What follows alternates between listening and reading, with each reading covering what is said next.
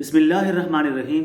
السلام علیکم ناظرین، امیر المومنین حضرت عمر فاروق رضی اللہ تعالی عنہ ایک مرتبہ گشت کے لیے نکلے۔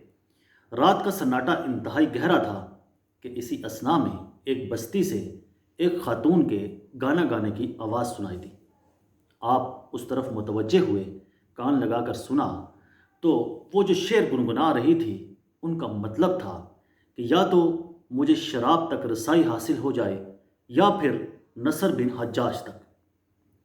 حضرت عمر فاروق رضی اللہ تعالیٰ عنہ نے جب نصر بن حجاج کا نام سنا تو شدید غصے میں آئے اور اپنے درباریوں کو بلا کر ان سے پوچھا کہ یہ نصر بن حجاج کون ہے۔ درباریوں نے عرض کی، یا امیر المومنین، یہ ایک خوبصورت نوجوان ہے۔ آپ نے حکم دیا کہ اس کو صبح میرے دربار میں پیش کیا جائے۔ درباری گئے، انہوں نے صبح نصر بن حجاج کو امیر المومنین حضرت عمر فاروق رضی اللہ تعالیٰ عنہ کی خدمت میں پیش کر دیا۔ جب آپ نے نصر بن حجاج کو دیکھا تو واقعی بہت ہی خوبصورت نوجوان تھا۔ اس کے لمبے لمبے بال تھے اور اس کا حسن، اس کا جمال بہت زیادہ تھا، جس کو دیکھ کر حضرت عمر بھی ایک دفعہ متحیر رہ گئے۔ پھر آپ نے حکم ارشاد فرمایا کہ ایسا کیجئے کہ اس کے بال موڑ دیے جائیں۔ نصر بن حجاج کے سر کے بال اتار دیے گئے۔ جب اس کے سر کے بال اترے تو وہ اور بھی خوبصورت دکھائی دینے لگا۔ حضرت عمر فاروق رضی اللہ تعالیٰ عنہ نے جب یہ منظر دیکھا تو آپ اور پریشان ہوئے۔ آپ نے کہا، اچھا اب ایسا کیجئے کہ اس کے سر کے اوپر امامہ باندھ دیجئے۔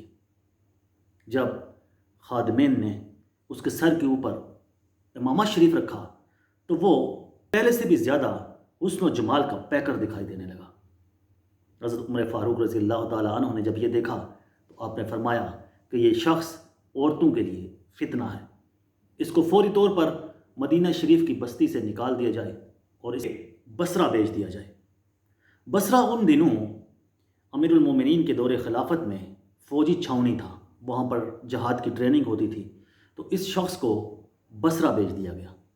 یہ شخص ایک عرصہ تک وہاں مقیم رہا اور پھر اس نے ایک دن امیر المومنین حضرت عمر فاروق رضی اللہ تعالیٰ عنہ کی خدمت میں ایک خط لکھ بھیجا۔ اس نے اس خط میں لکھا کہ یا امیر المومنین، میرا تو قصور کوئی نہیں تھا، اس خاتون نے اگر گانا گایا تو اس میں میرا قصور کیا ہے؟ آپ مجھے اجازت دیجئے کہ میں واپس مدینہ شریف تشریف لے آؤں۔ حضرت عمر فاروق رضی اللہ تعالیٰ عنہ نے حکم جاری کیا کہ آپ اس وقت تک یہاں تشریف نہیں لا سکتے جب تک میں موجود ہوں۔ پھر کہتے ہیں کہ حضرت عمر فاروق رضی اللہ تعالیٰ عنہ جب اس دنیا سے پردہ فرما گئے، آپ کا وصال ہو گیا، تو اس کے بعد وہ شخص واپس مدینہ شریف تشریف لایا۔ اسی طرح کا ایک اور واقعہ ہے۔ حضرت عمر فاروق رضی اللہ تعالیٰ عنہ گشت پر تھے کہ کچھ خواتین آپس میں یہ باتیں کر رہی تھی کہ اس شہر کا، مدینہ شریف کا سب سے خوبصورت نوجوان کون ہے؟ ایک خاتون کہنے لگی کہ اس شہر کا سب سے حسین و جمال، سب سے خوبصورت جو نوجوان ہیں وہ ابو ذؤیب ہیں۔ حضرت عمر فاروق رضی اللہ تعالیٰ عنہ نے جب ابو ذؤیب کا نام سنا تو آپ نے انہیں بھی اپنے دربار میں طلب کر لیا۔